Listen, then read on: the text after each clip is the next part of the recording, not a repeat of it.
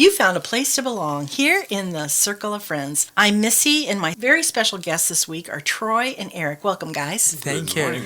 You know, this has been such a fascinating story, and I'm trying to keep it moving along the way, but there's so much detail and so much that is so wonderful about this story. Eric, you are studying here in the States now. You're working on further degrees. Yeah. Already having your PhD, which in itself is a miracle, as you started out as a young boy in India who didn't have the money to go to school. Yeah, And I came here to do my PhD, which I don't actually have yet. oh, you're working on it. Okay, yeah. Awesome.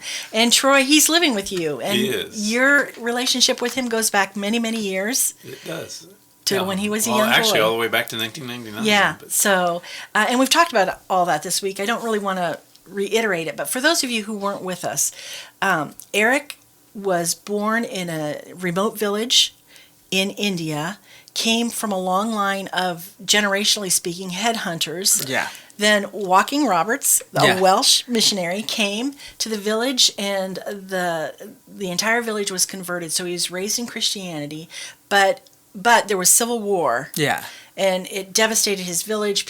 Many people were killed. And he was on the run with his family. Eventually, he was able to go to school and go to a children's choir and come to the United States, which is where, Troy, you met him. Yeah. Mm-hmm. Yeah. So, and we've kind of gone through that process. Yesterday, we talked to Eric a little bit about when you were in college and how you sort of came to that crisis of faith, and how John 3:16 really, for the first time, you were in personal relationship with the Lord. Yeah. And around this time, after many trips to India, Troy, you have ended up in the slums with Eric's sister. Correct. Working with the Dalit. That's the lowest of the low, the children. Known as the Untouchables. Of the Untouchables. And earlier in the week, you had mentioned that Eric had shared with you a dream that he had had. And you said pretty much all your life you had thought about this, Eric. Yeah, because I thought about it. I always, from the experience that I go through, from being hunger, from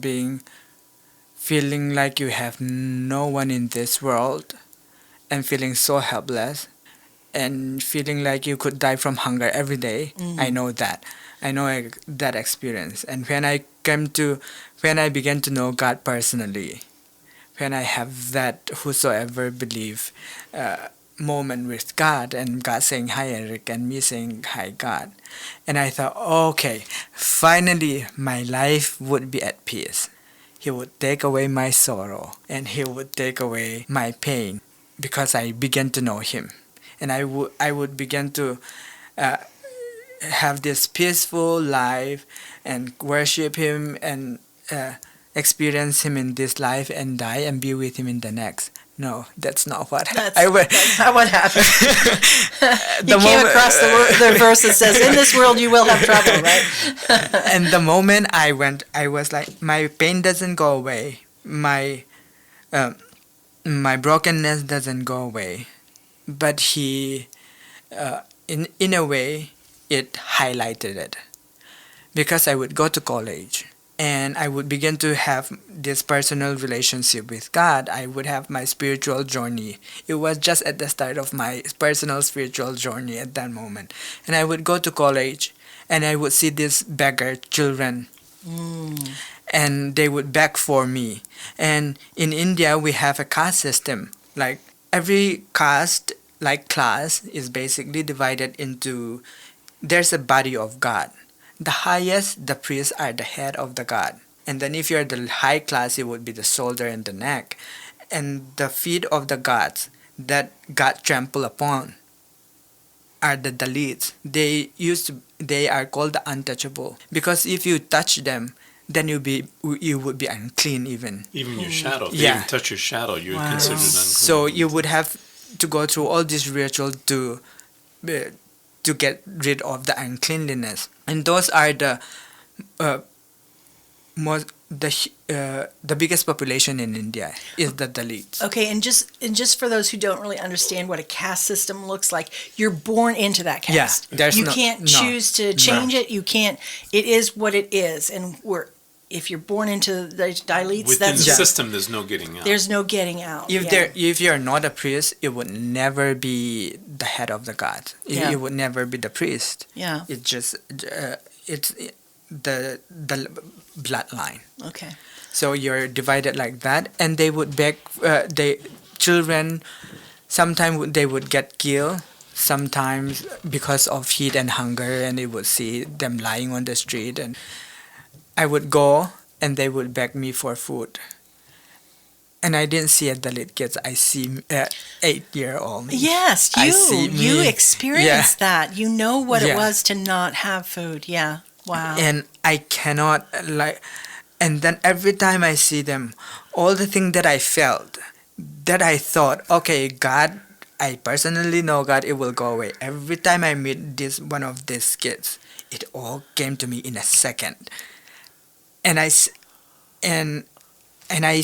could feel their hunger. I could feel their loneliness. I could feel their brokenness. Where there is no hope for them in a society. Because I've been that child. I Yeah. was that child. Yes. I yes. am that child still. Yes.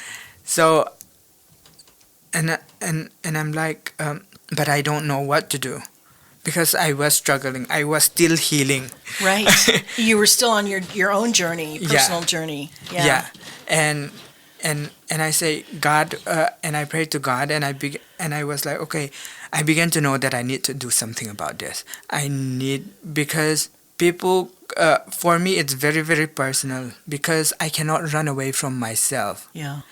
And because I cannot run away from myself, I cannot run away from these children Yeah. that I see, because they are me. So, Yeah.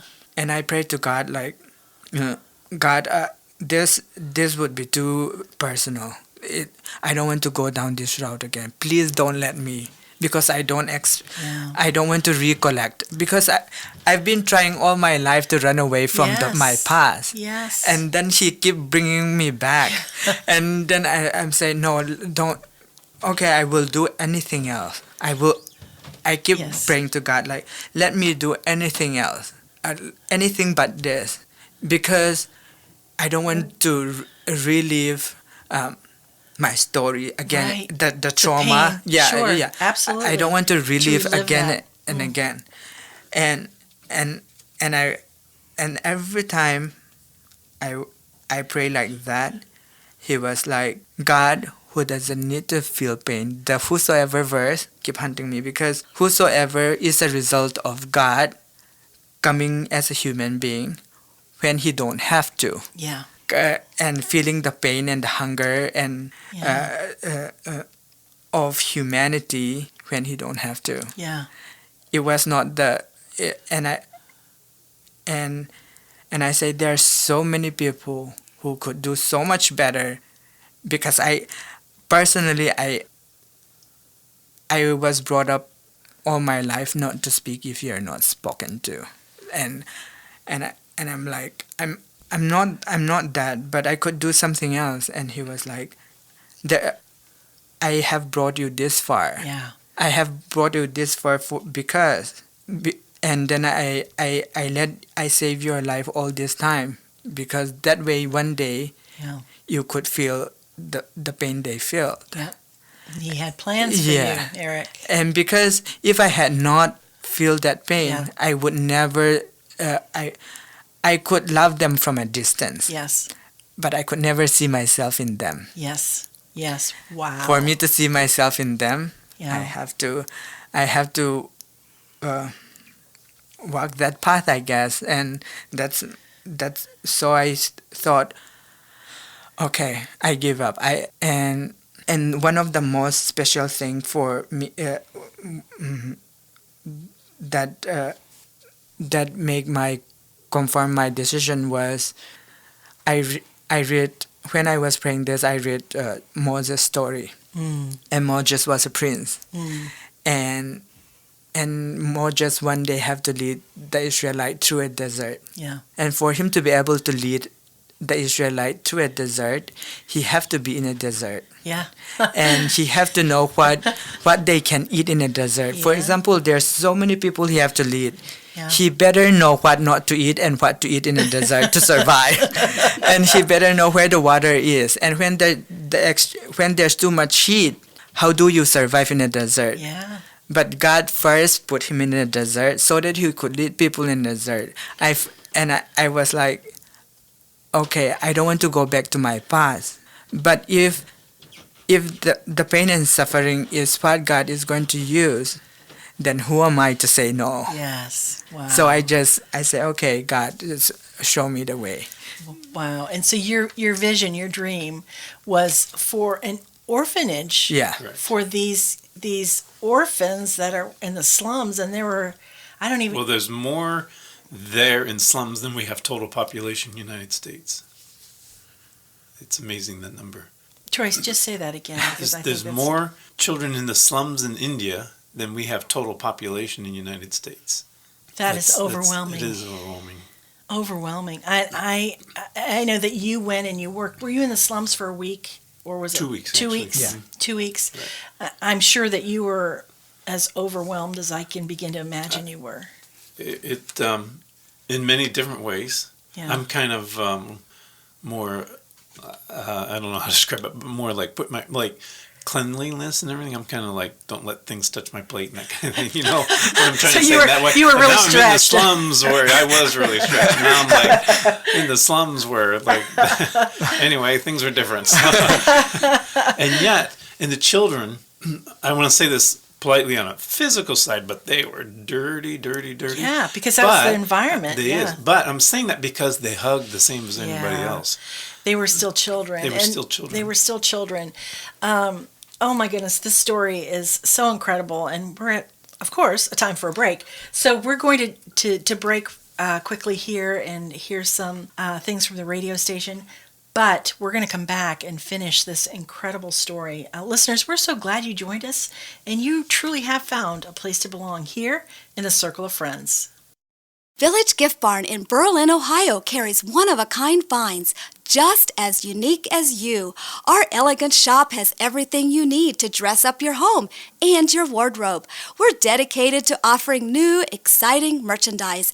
As you explore our 3 amazing floors, that's over 20,000 square feet, you'll discover everything from home decor and furnishings to a beautifully diverse women's boutique.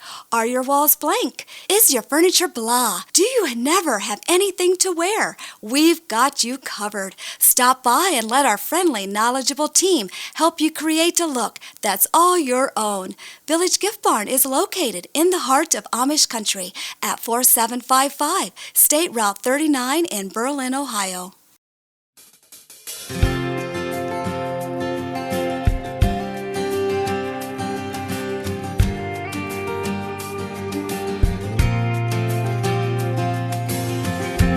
Walking in a shadowland of broken dreams and shifting sand. 'Cause I gave my heart away too many times. I didn't plan to meet you there. Your kindness took me by surprise. When grace and mercy showered over me.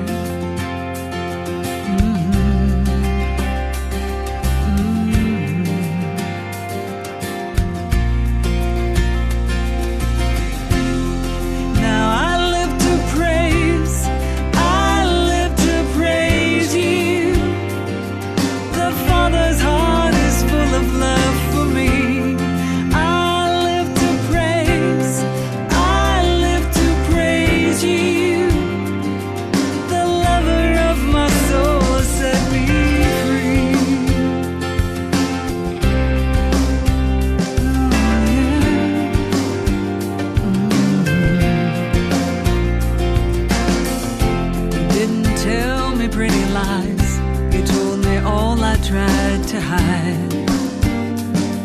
You knew the truth that I could not deny. Pure love flowing down like rain. A worship dance that lasts all day. I couldn't help but fall in love with you. Now I live to praise. I live to praise you. I worship you, my God, my worthy King.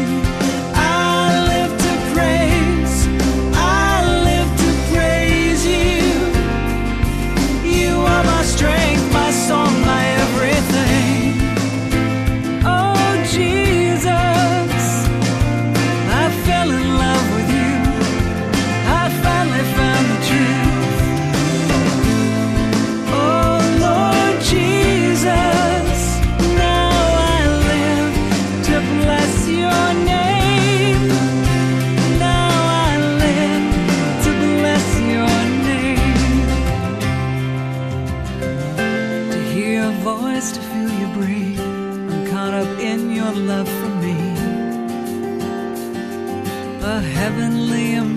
mist that covers me. I am humbled and amazed as I walk along the way. As I walk along the way, plan for me. Now I live to praise, I live to praise you. The Father's heart is full of love for me. I live to praise, I live to praise you. The lover of my soul has set me free. I live to praise, I live to praise you. We're back here in the Circle of Friends. You're with Missy, and my special guests this week have been Troy and Eric, and the incredible story of, first of all, and I'm going to say it's a family relationship, Yeah, adopted it really is. or otherwise, but you've spent time with Eric's family in India. Eric, you spend time with Troy here. You have worked together in many ways in ministry, and the story up to this point has really truly been an incredible one of you, Eric, as a young boy in Yeah. India, and the journey God brought you along to the point where now, a number of years ago, God has brought this vision to you of a ministry. Right. Pick that up there, Troy, for us. And you just heard the story of the vision. So I brought that story back with me here. I first shared it with the gentleman that gave me the $50 for the water. And shared the vision, and honestly, it just sparked in his heart as well, the same as you are hearing the story now, and he was very much like, well, let's go forward with this. And so the vision was born, and we started a foundation, Jonathan David Foundation. We can get into the name of that later, but started the foundation, and the vision was birthed. We created a board here and a board in India, and did all for the first year we did all the legal things like incorporation and bylaws and everything. That was complicated in It India was. because at one point it was hard to even get into the villages where I'm sure there were. I mean, I'm just saying that there's obstacles there that were we many can't even obstacles. remember or even conceive of here. Right.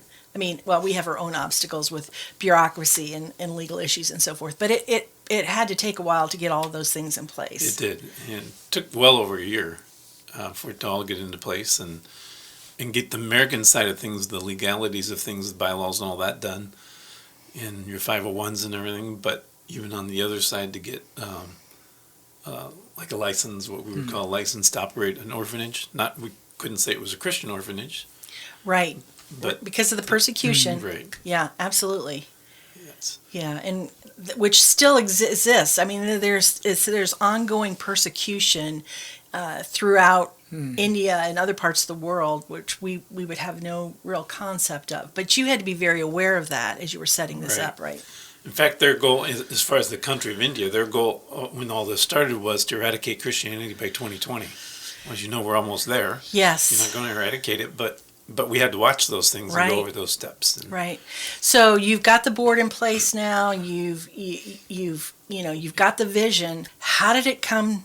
How did it come to be? Well, in 2015, I went back again, and the board told me, when you go back, you can search for land. So Eric's father searched for land. He actually negotiated on 3 pieces, came up with 1 piece of land, and when you transcribe the exchange rates and everything, it was about $20,000, and made an agreement. And so, and Eric came back with me at that point. That was August of 2015. That's when he came here. And we presented to the board, okay, you said search for land, here's land, $20,000. And they were, well, that's awesome. And as a board, we approve it, but as you know, we don't have any money. Actually, in the account at that time was $400 because we paid for the legal licenses and our government fees for 501s and all that kind of thing, but didn't really have any funding. And they said, so if you can raise the funding, we approve you purchasing the land. Well, during this time, there was again civil unrest there. So there was a ban or like a curfew. So in 1 month's time, right here in Holmes County, we spoke to people and raised the $20,000. Wow. During that time, legally, I could only send $1,500 a day.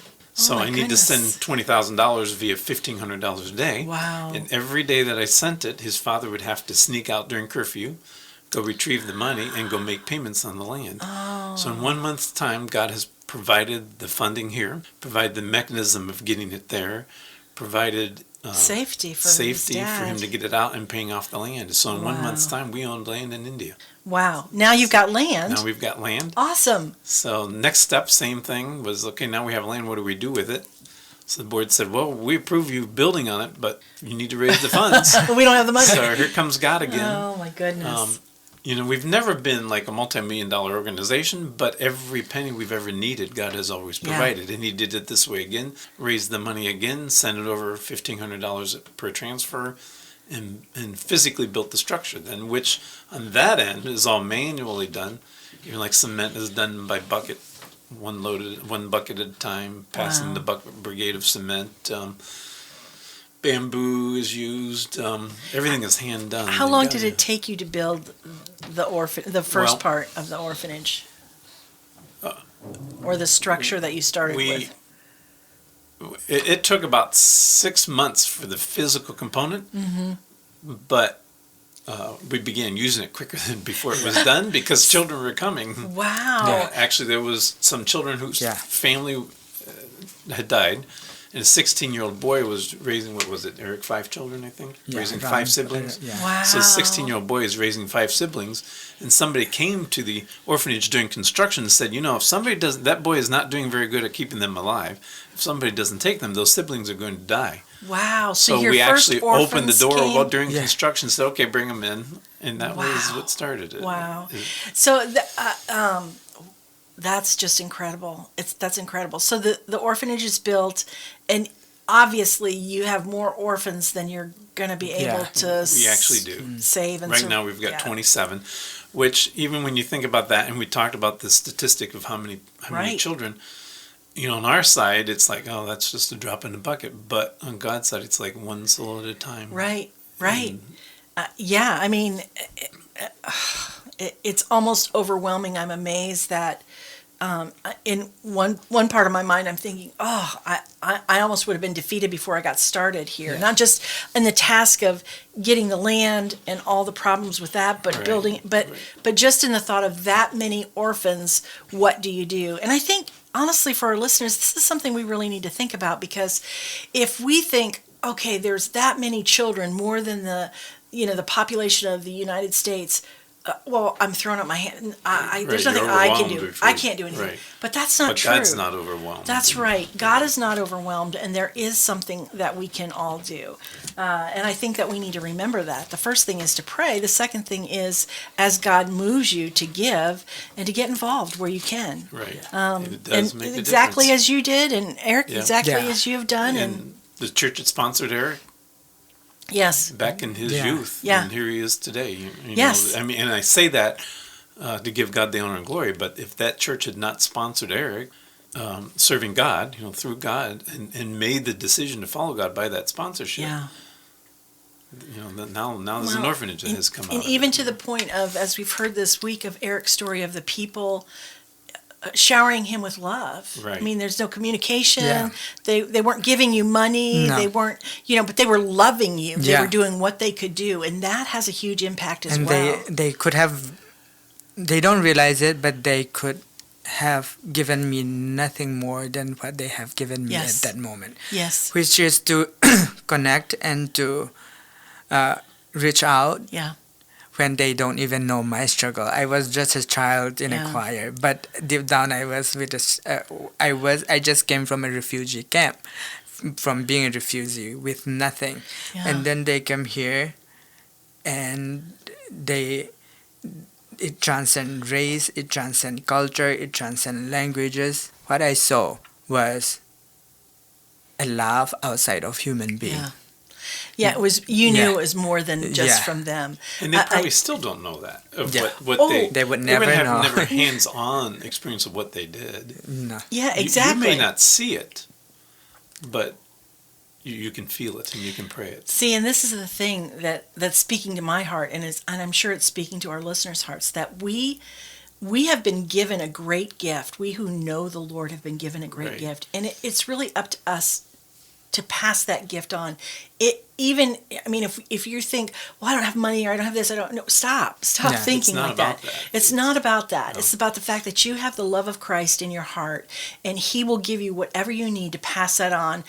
And if it's not a young refugee Yeah. boy in a choir, it might be your neighbor I who was just going to has say your next door neighbor. yeah, who has, maybe they don't have any family, or maybe it's a young person on the street that you meet, or maybe it's the girl behind the cash register that you can, encourage and love in some way. It makes an impact. Our lives can make that big of an impact. And kind of on the opposite side of Eric's past, it may be somebody that's got everything physically, Yes. but Yes. doesn't have God. But doesn't have God. Exactly. Exactly.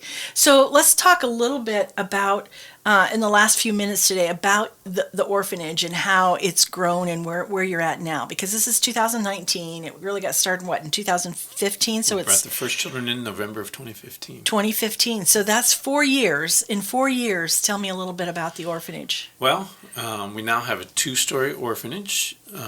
We have 27 children, staff of 5, and a vehicle, and all 27 children are in school. Wow. All children. There at the orphanage, is there a school? They're Or is it- actually going to a Christian school Nearby? just nearby. Okay. Which it's a Christian school, and they're even giving us 5 free tuitions Wow. because of what they see too. So the ongoing support of the 501c3 called Jonathan and David, right? Is that Well, actually, Jonathan David. Jonathan David, David not Foundation. okay. Jonathan David Foundation. That's where the money comes in as a nonprofit, and then Correct. it goes to the orphanage to pay the staff, to provide for the children, to pay for their schooling, and all of those things. Correct. Correct. Yeah. Yes, it does. Actually, nothing is used here. Even we have a newsletter. Board members pay for the newsletter. We have no administrative costs other than we have to pay for our government fee, $100 a year for the Wow. This is filing really and everything. For this them, is but really an incredible story because none of the monies stay here. None of they it. all go over to the orphanage, to the people there, to the children there, to the ones that have the There's need. no salaries on our end. We have a staff there, but no Yeah. salaries here on the board or Yeah. anything like that. It all goes there. And the children are being educated academically, doing very well with that. Children who have never been in school are passing top of the class. Well, and Just- I'm just going to ask Eric, what does education mean to these children? That's their only way out. Only way out. Only way out. Yeah. That is incredible. Well, guys. the only way out that they would never have experienced. Well, and couldn't afford. Right. Because in the slums. Would not even, And as- obviously not afford, but not even because they're Dalit, they would never even Right. be given the And opportunity. also, these children are not necessary. It doesn't have. They're not necessarily the leads, but they're orphan, and the orphanage is basically without boundary. It Yeah. doesn't have to be the lead. It can Sure. be tribal like those me. those who have the need. Yeah, Right. those who have the need. Absolutely. Absolutely. And then their spiritual side too. I mean, there's daily devotions and Training. Bible reading and Yeah. training. And I just received word, Eric, is it 5 children?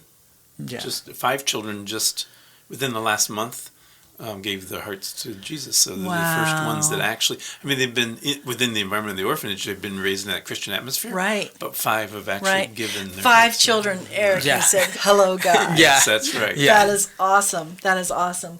Well, we are, once again at the end of our day, but we're going to be back tomorrow, and I want to talk more about the orphanage and the difference that it's making, and maybe just even look into the future. And maybe, listener, if this has touched your heart in some way, tune in tomorrow because maybe we can tell you some ways in which you can give and pray and some practical steps that you can take in your own life, how to reach out in love to those around you, because God is a powerful God, and the impact that we can make just by letting Him use us in whatever ways He can it spreads across the world in It ways we does. can't even imagine. So, thanks for joining us today. We'll be back tomorrow here in the Circle of Friends. Thanks to generous donations, this program is produced by Circle of Friends Ministries. You can write to us at P.O. Box 345, Berlin, Ohio 44610, or contact us at 330-852-0000. You've found a place to belong.